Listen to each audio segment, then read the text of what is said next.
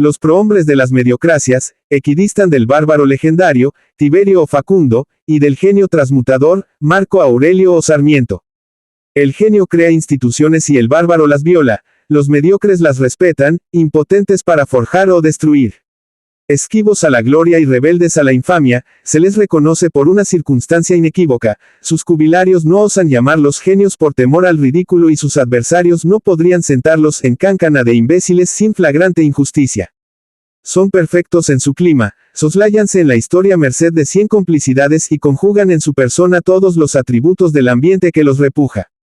Amerengados, por equívocas jerarquías militares, por opacos títulos universitarios o por almidonada improvisación de alcurnias advenedizas, acicalan en su espíritu las rutinas y prejuicios que acorchan las creederas de la mediocridad dominante.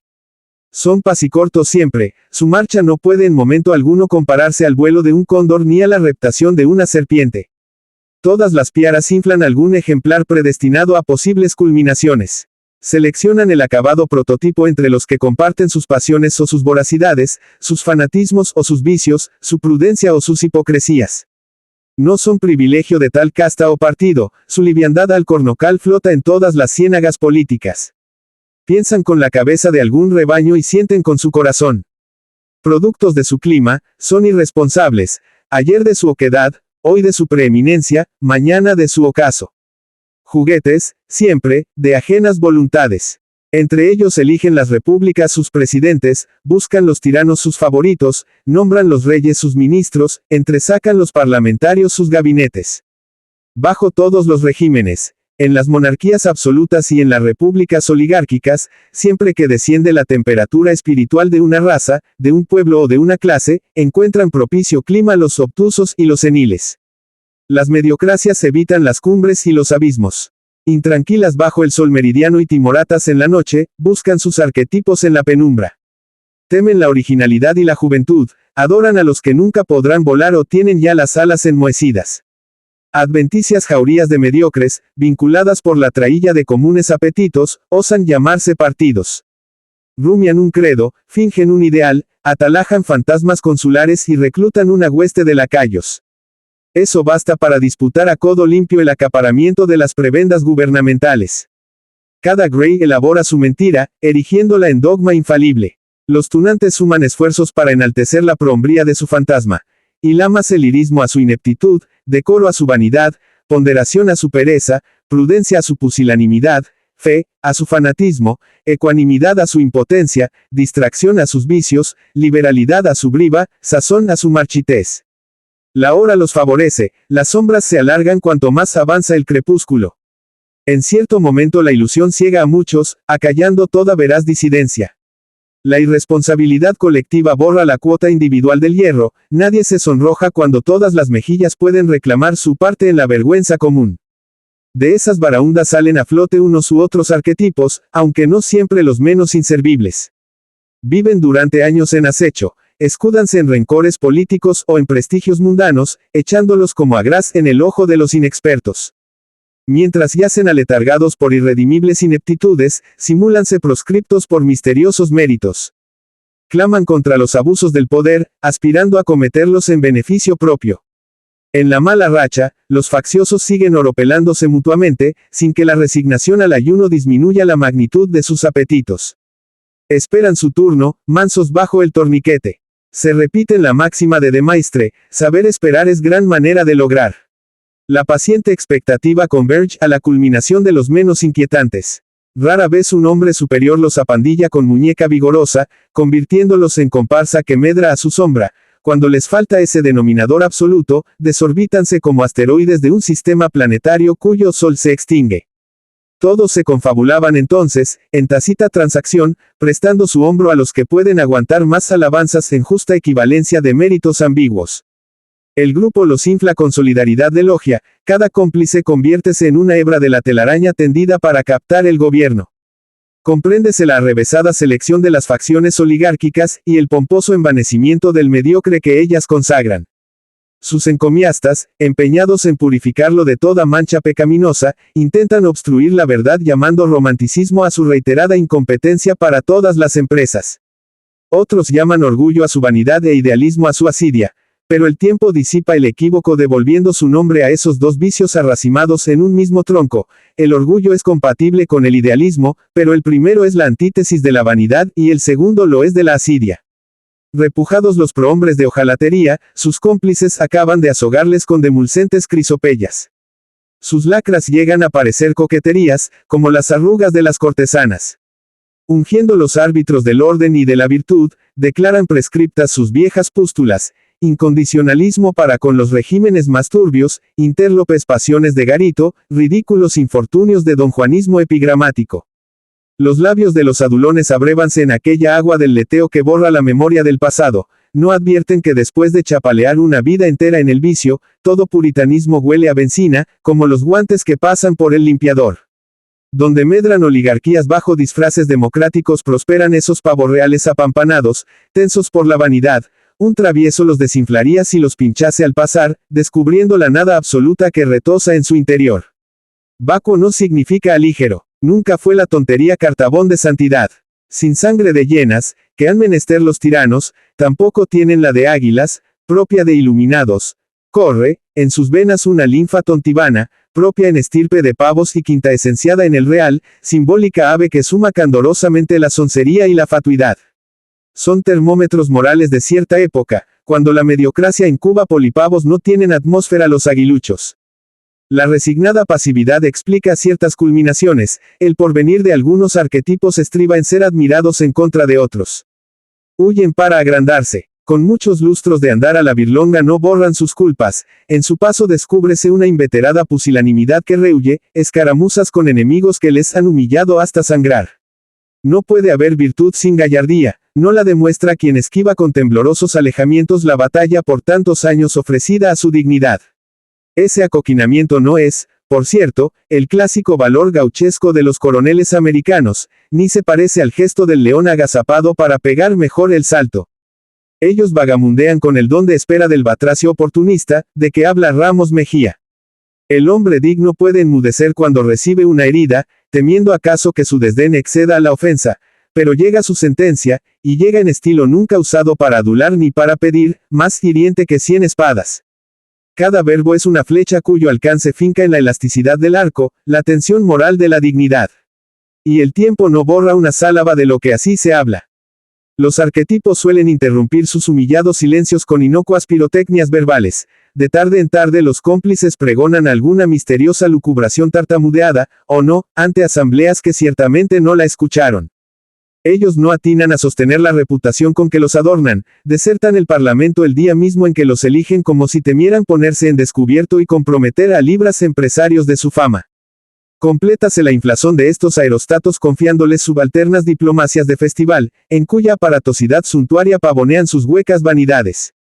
Sus cómplices adivinanles algún talento diplomático o perspicacia internacionalista, hasta complicarles en lustrosas canonjías donde se apagan en tibias penumbras, junto al resplandecer de sus colaboradores más antiguos. Nunca desalentadas, las oligarquías siguen mimando a estos engendros, con la esperanza de que acertarán un golpe en el clavo después de afirmar 100 en la herradura. Ungidos emisarios ante una nación hermana, su casuística de sacristía envenena hondos afectos, como si por arte de encantamiento germinaran cizañas inextinguibles en los corazones de los pueblos. Archiveros y papelistas se confabulan para encelar el fervor de los ingenuos y captar la confianza de los rutinarios. Plutarquillos bien rentados transforman en miel su acíbar, quintaesenciando en alabanzas sus vinagres más crónicos, como si hipotecaran su ingenio descontando prebendas futuras. Rellenan con vanos artilugios la oquedad del tonto, sin sospechar la insuficiencia de la tramoya. Ni el pavo parece águila ni corre. La mula, se les reconoce al pasar, viendo su moco eréctil u oyendo el chacoloteo de su herradura. Su gravitación negativa seduce a los caracteres domesticados. No piensan, no roban, no oprimen, no sueñan, no asesinan, no faltan a misa, ¿qué más? Cuando las facciones forjan al fénix, lo encumbran como su símbolo perfecto. Poseen cosméticos para sus fisonomías arrugadas, la grandílocua rancidez de programas a cuyo pie buscaríase de inmediato la firma de Bertoldo, si los bastos oponcios no traslucieran prudentes reticencias de Tartufo. Es preferible que estén cuajadas de vulgaridades y escritos en pésimo estilo, gustan más a la clientela. Un programa abstracto es perfecto, Parece idealista y no lastima las ideas que cree tener cada cómplice. De cada 100, 99 mienten lo mismo: la grandeza del país, los sagrados principios democráticos, los intereses del pueblo, los derechos del ciudadano, la moralidad administrativa. Todo ello, si no es desvergüenza consuetudinaria, resulta de una tontería enternecedora, simula decir mucho y no significa nada. El miedo a las ideas concretas ocúltase bajo el antifaz de las vaguedades cívicas. No se avergüenzan de escalar el poder a horcajadas sobre la ignominia. Atemperan a toda villanía que converja a su objeto; cuando hablan de civismo su aliento apesta al pantano originario. Su moral encubre el vicio, por el simple hecho de usufructuarlo. Empujados por torcidos caminos, siguen sembrando en los mismos surcos. Para aprovechar a los indignos han tenido que humillárseles mansamente; los honores que no se conquistan hay que pagarlos con abajamientos. No puede ser virtuoso el engendrado en un vientre impuro, dicen las escrituras.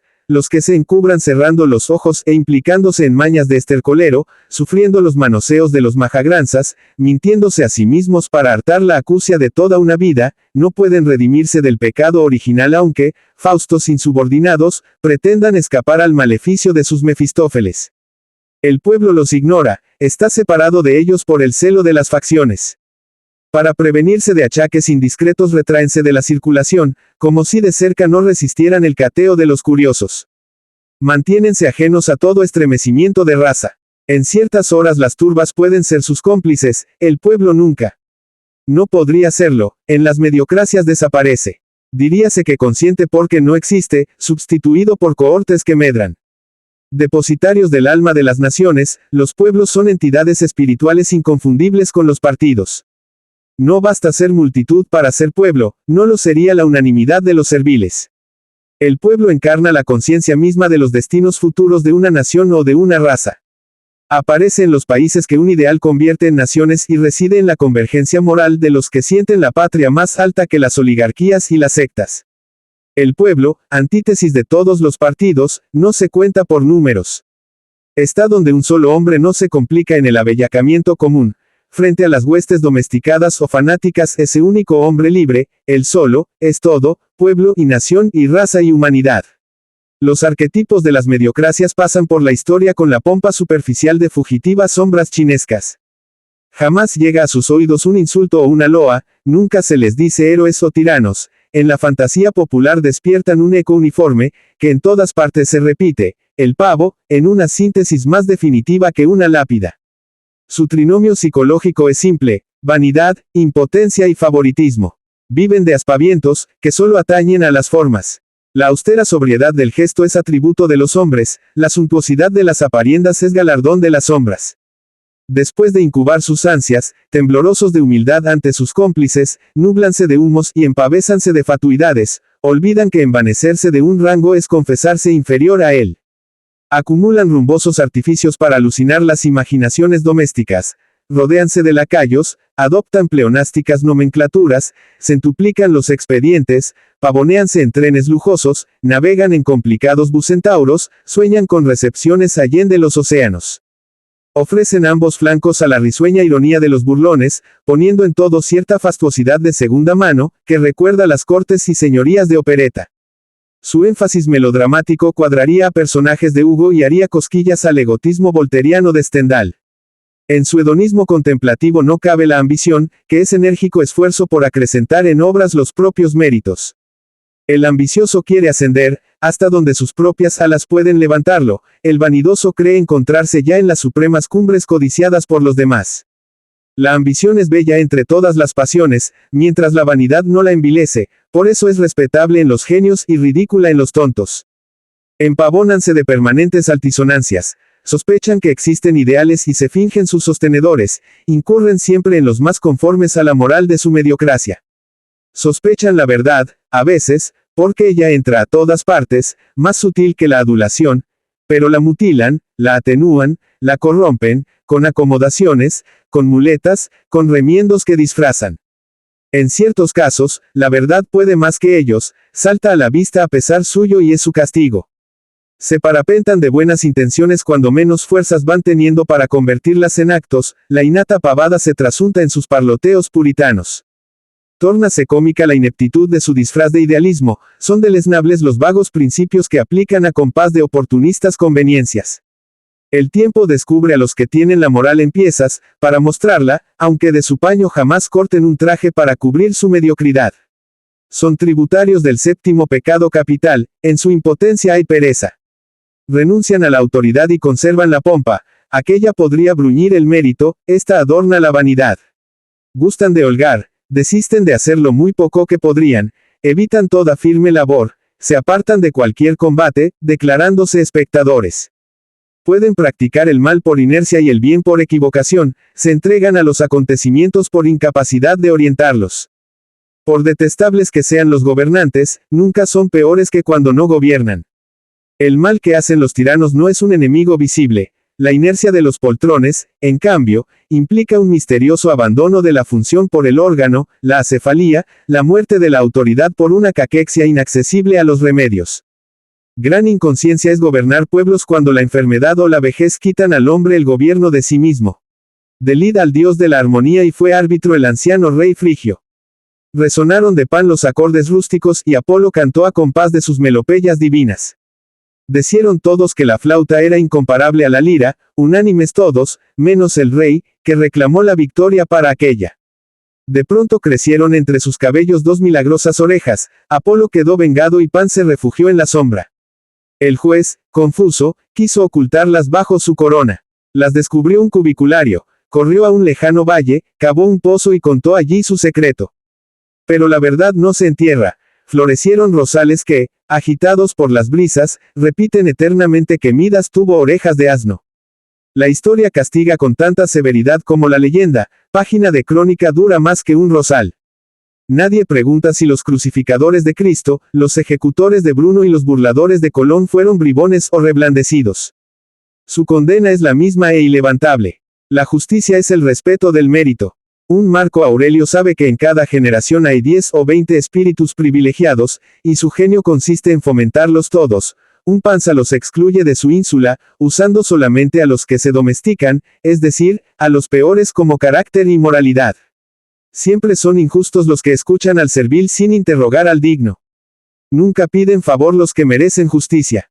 Ni lo aceptan. Encuentran natural que los pavos prefieran a sus similares.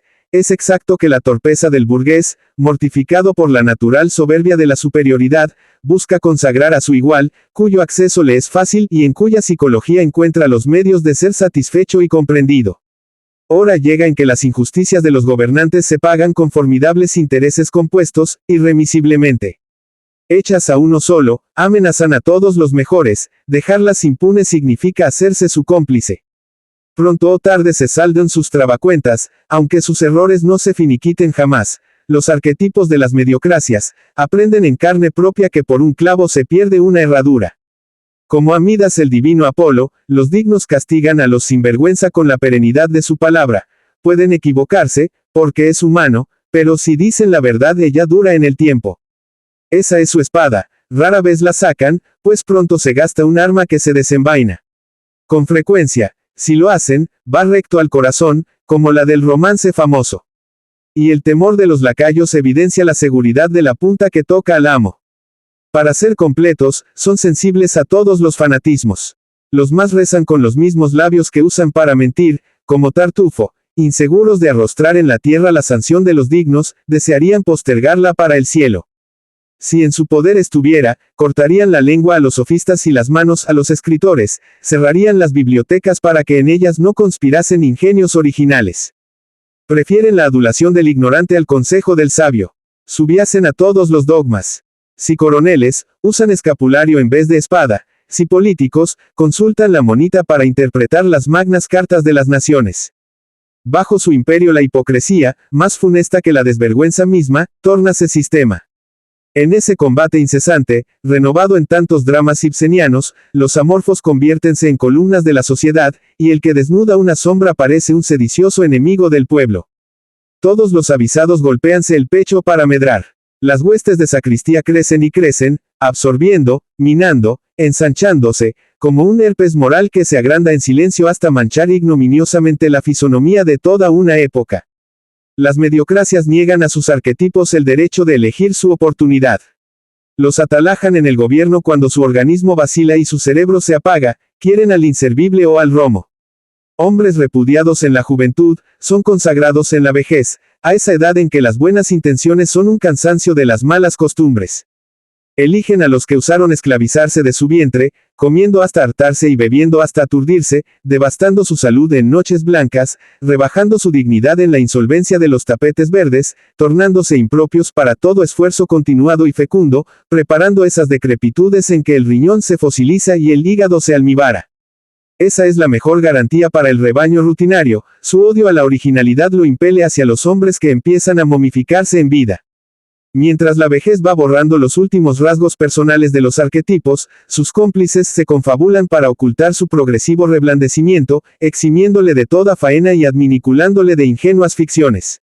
Poco a poco el carcamal huye de sus residencias naturales y se aísla, regatea las ocasiones de mostrarse en plena luz, exhibiéndose en reducidas vidrieras, donde los pavos reales pueden lucir, desde lejos, los 100 ojos de Argos plantados en su cola.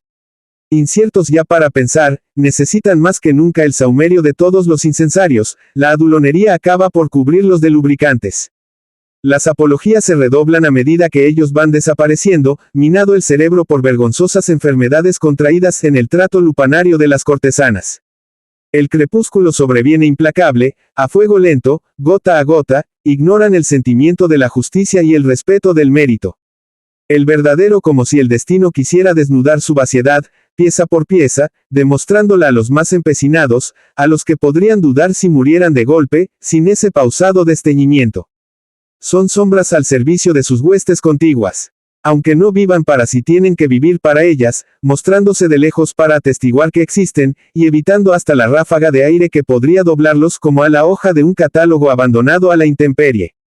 Aunque desfallezcan no pueden abandonar la carga. En vano remordimiento repetirá a sus oídos las clásicas palabras de Propercio, es vergonzoso cargarse la cabeza con un fardo que no puede llevarse, pronto se doblan las rodillas, esquivas al peso.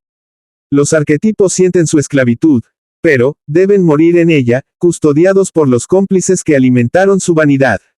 Las casas de gobierno pueden ser su féretro, las facciones lo saben y se disputan sus vices, que aguantan en acecho.